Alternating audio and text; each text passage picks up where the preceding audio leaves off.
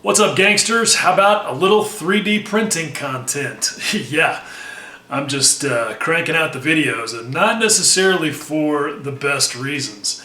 I have not added any episodes to my 3D printing playlist for about 2 years, and the only reason that I'm doing it now is because there was some drama. And there it is. The UPS guy just dropped this off a few minutes ago. That is a Mars 4 Ultra. And I'll talk more about why I chose that. But first, let's talk about why I had to buy it in the first place. It's because this thing right here is dead yet again.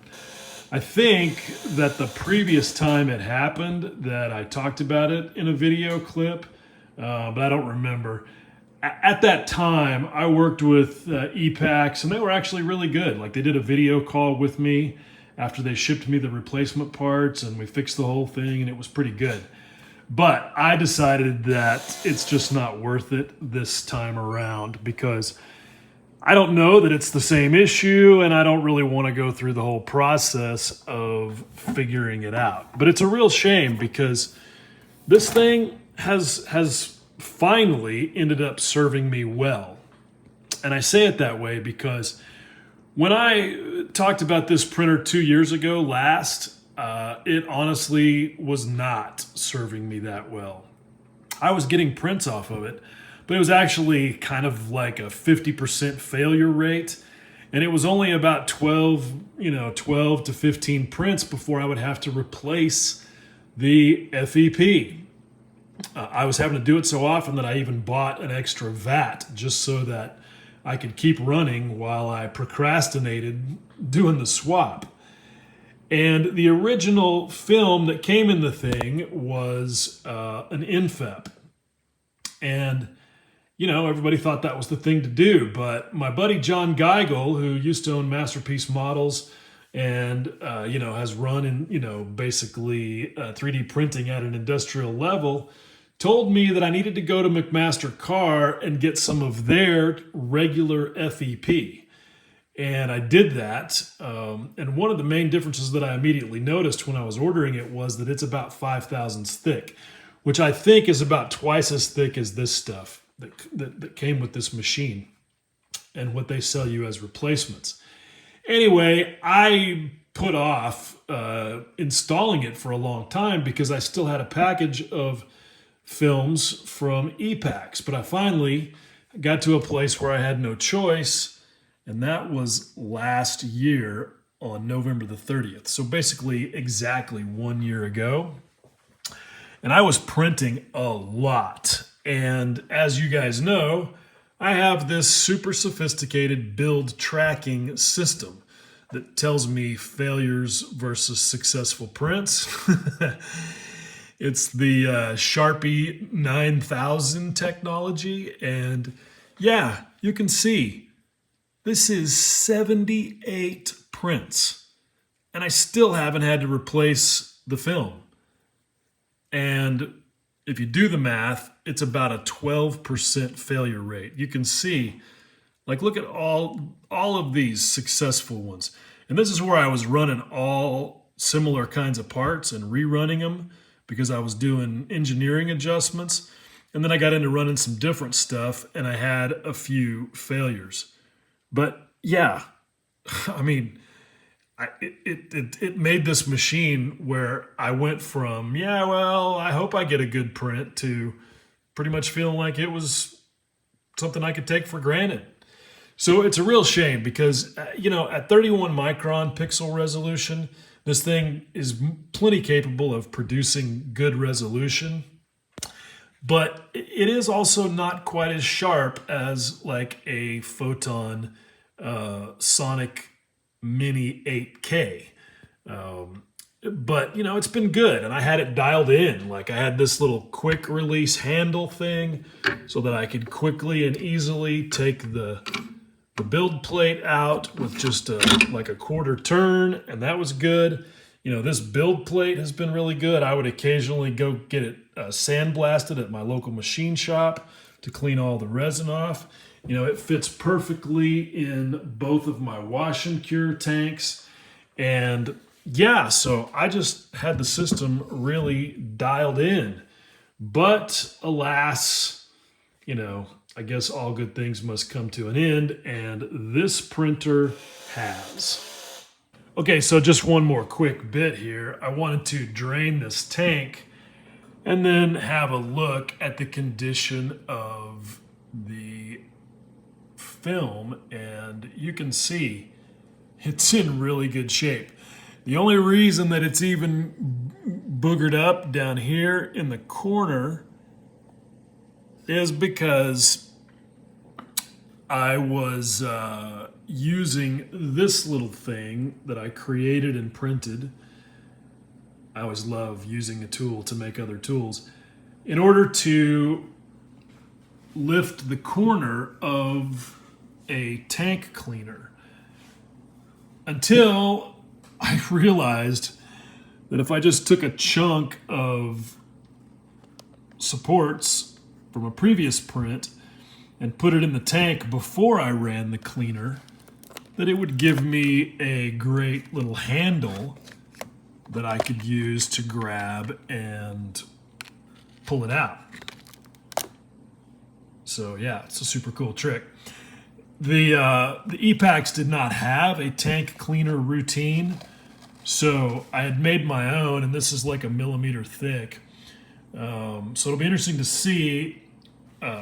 Hopefully never, but we know that's not realistic, how the tank cleaning function on the new machine works. Okay, so the new printer is set up and just about ready to go, but I thought I would point out a couple of things. First of all, you will notice that I still have this screen protector that it ships with, and it says that I'm supposed to peel off, and I'm not doing that. And I kind of feel like, why should I? I'm gonna put a screen protector on there. I don't understand why anybody would not do that. Worst case happens, you get a hole in your film, and you can have a bad problem. So, and this really is not much different from the clear acetate transparency sheets that I cut to size and used on the epax. So, why not? This is not my favorite setup because when your screen protector is attached to the screen like this, if you get a hole in the FEP, the leak starts and you basically have glued the vat to this. And now getting it out of the machine is difficult. So I always attached the film to the bottom of the vat and put tape around 3 sides so that if it got a leak, not only could I pull the whole thing out of the machine, but the leak would stay sealed until I could dump the vat out. If you do it this way, once you separate the vat from the screen protector, you're going to have resin running out of the same hole that caused the problem in the first place, and it's going to be a worse mess. So this is not my favorite, but I'm going to leave it this way for now and hope that I never have to deal with it. The other thing I want to say is that one of the reasons that I liked the epax when I bought it was because they said that the plate was leveled from the factory, and I literally never touched it. I don't think it was ever perfectly level, but it also didn't really matter when the machine was running well. This one, they tell you to level it, and it was super easy. Basically, all you do is you go into this menu for tool, you set the you loosen the 4 screws here, lower it all the way down to 0, put some pressure on the top of the plate, tighten the screws, and then come back out of this menu and set 0. Super easy and super slick. The other thing is that this machine, although it is wonderful that they put the USB port here in front, it's got Wi-Fi. And couldn't be better since one of my mesh routers is right up there and my Mac is in there just on the other side of that wall. So I have attempted to set up a print just now and send it over here wirelessly. So let's see if it's in here yet. Not on USB. Let's see, local file. Ah, and there it is. It's here. And it looks like it's ready to go. So I'm going to go ahead and put the vat in and add some of this frozen aqua gray 8K. And basically this is a print that I was running successfully at 20 microns on the epax using the same resin, and I was exposing it at 1.5 seconds per layer, but based on advice from other guys who were using this machine, because they don't, all light sources are not equal, it looks like 2 seconds may be the best place to start. Now, why am I not just starting out with a test print and a calibration print? Well, I could, I probably should, but I'm impatient. I'm just going to go for it and see what happens. But literally, all I did was I took the default profile that comes in Lychee and changed the exposure time. That's the only variable that I changed. So, yeah, we'll see what happens. Okay, so it's chugging along and it's super quiet. My old one wasn't exactly loud, but this one is, I don't know, just feels a little quieter and smoother. Anyway, so in about 3 hours, we'll see what's up, and hopefully I'll be able to carry on with the process. But this is a good time to talk about why I chose this particular machine. Some people have said, well, you should have gotten a Saturn 3 or a Saturn 4, and that's an easy response. It's too big. First of all, as you can see, I don't have a lot of space here. Secondly, I just don't print much big stuff. Would I find larger things to print if I had a bigger machine? Yeah, maybe, but honestly, I just don't have stuff that's bigger. So, and when I do, that's what friends are for. So I'm not too worried about that. But here's the other thing. This size machine fits perfectly in with my workflow because, number one, I can't put on gloves. With my jacked up hands as a result of spinal cord injury, it's just not even a thing. So my workflow has evolved specifically for that, but honestly, I think it's kind of a good workflow no matter what. What I do is I take the build plate out of the machine and I put it here on this inexpensive soap thing from Amazon and let it drain. Once that's happened, I bring it over here and I put it in this $50 washing station that I got on Amazon and let it wash the bulk of the uncured resin off. And this alcohol gets pretty filthy. Then I switch it here over to my other wash and cure for the final clean. When this starts to get super dirty, I throw it out. I put this alcohol in here and put clean alcohol in this one. And this has been a really good process because when you've just got one of these, or you're only washing in one station, you're going to get enough resin in your alcohol that your prints are just going to be sticky all the time. And this solves that for, like I said, about $50. Then, if I know that I'm going to cure the print, I'll just go ahead and swap it out and put the turntable on here, and I'll put the whole build plate on here and cure the whole thing.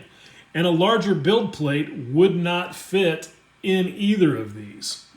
And part of the reason that I do that, because people will say, oh, you're not supposed to cure on the plate. Yeah, but that's bullshit. First of all, curing on the plate is one of the best ways to make sure things stay straight. The other thing is that I often want to just take the whole plate and the parts over there to my workbench and inspect them with the magnifier, and maybe even do work on the parts with them still stuck to the plate. Because having little bitty parts stuck to something bigger is a great way to make them easier to handle. And that's for anybody, not just somebody with, screwed up lobster hands. So there's that. But then people say, well, why didn't you get the Mars 5 Ultra instead of the Mars 4 Ultra? And again, that's pretty simple. First of all, this thing has a simple setup. It does not have the tilting vat and screen function that the Mars 5 Ultra has, which is partly about better speed and partly about reducing lift forces so that you can get smaller supports. That's a problem I didn't really need a solution for on either count, so there's that. Then, because of all that, the build plate on the Mars 5 Ultra, if I understand right, has actually got some electronics in it, and it's probably not a good idea to go dunk it in alcohol. So, those things made it a pretty straightforward decision. Now, since I was going to want to not use the ACF, why didn't I save a few more bucks and get just the Mars 4 instead of the Mars 4 Ultra? Well, the Mars 4 still has the ball type build plate mount rather than this one with 4 bolts. And this is much stronger. And so again, that was an easy decision. So that's why Mars 4 Ultra and nothing else. Something else I wanted to point out is that the Mars 4 Ultra comes with the ACF film, which, as you can see, is a bit cloudy, and it really is supposed to help make prints faster. I don't really give a shit about that. I honestly don't know why anybody does. And so I don't want to run that. But not only am I lazy and I didn't want to switch to my heavy-duty McMaster car film that I was running in the epax until I have to, but I also believe in having 2 vats. That way, if you have a film failure, and this unfortunately was a byproduct of how badly the original infep in my epax was performing, is that like I said, I kept 2 vats so that I would always have one available. Anyway, but I think it's a good idea anyway to have 2 vats, and because I got all this on Black Friday sale, I went ahead and got another vat. It was only like 35 bucks. Basically, this whole package was about $235 direct from Elegoo on a Black Friday sale, and they had free shipping, which is fantastic.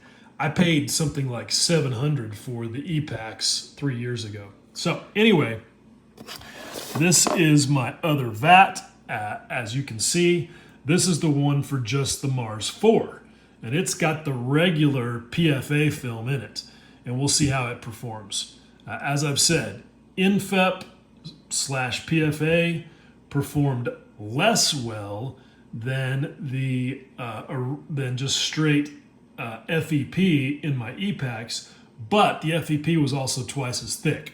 And I've sort of concluded that thickness might make more difference than the actual material, but I'm going to run this one as long as I can. Well, this was not a great start. Literally nothing stuck to the plate. But that's okay. So this will be the first time to try the vat clean routine, which is super easy. I already ran it, and all you do is say start after you set the time, and it exposes a rectangle. I don't know how thick or anything like that, but I stuck a piece of supports in there, and so we'll see here in a few minutes how that works out. I guess I'm going to go back and try maybe and increase my burn layer time because it's only 25 seconds, which was the default, and I just, I was trying to only change one variable at a time. Okay, so that was a first test, although it was not the test I was hoping for, but nonetheless, a very positive experience. So I ran that for 30 seconds and it peeled right out. Normally, I will wait for a while because it's always a bit easier if you give it some time. But I decided to just kind of do the worst case scenario and go for it, and it did. It came right out. But I can't see that there's anything stuck to it. And so I'm not really sure what to think about what happened here. Okay, so this is the second print, and it's pretty much a bullseye. Maybe slightly hot, but I don't know, looks pretty good. I'm pretty happy with it. The only thing I changed to go from the failure on the first print to this one is that I basically just duplicated the burn layer settings that I was using on my old machine and put them in here. So this has 10 burn layers at 50 seconds apiece. And I know some of you guys are gonna be like, whoa man, that's just way too hot. But look, I believe in frying my burn layers because even if it's a little harder to get it off the plate, that's better than a failed print that didn't stick to the plate at all. And look, honestly, it's not hard to get these off, okay? This is what I use right here. A well-used number 22 scalpel blade. And the key is that because it's so thin, look at that, how easy it just goes right underneath the print. And bam, there it is, it's off. Little bit of uncured resin there. I'll clean this off with some lacquer thinner, throw it back in the machine, and run print number 3. So there you go. All is well that ends well. I feel like I've got a new tool that hopefully is going to work out well. And yeah, we'll see. Only time will tell. I hesitate to call anything successful after only 2 prints, but if things keep going this way, yeah, I'm going to end up liking this little Mars 4 Ultra a lot. And I definitely have some printing I need to get to. So we may see even more follow-up episodes on this playlist. At any rate, if you're into the 3D printing thing for scale modeling, I hope you found this useful and at least a little bit entertaining.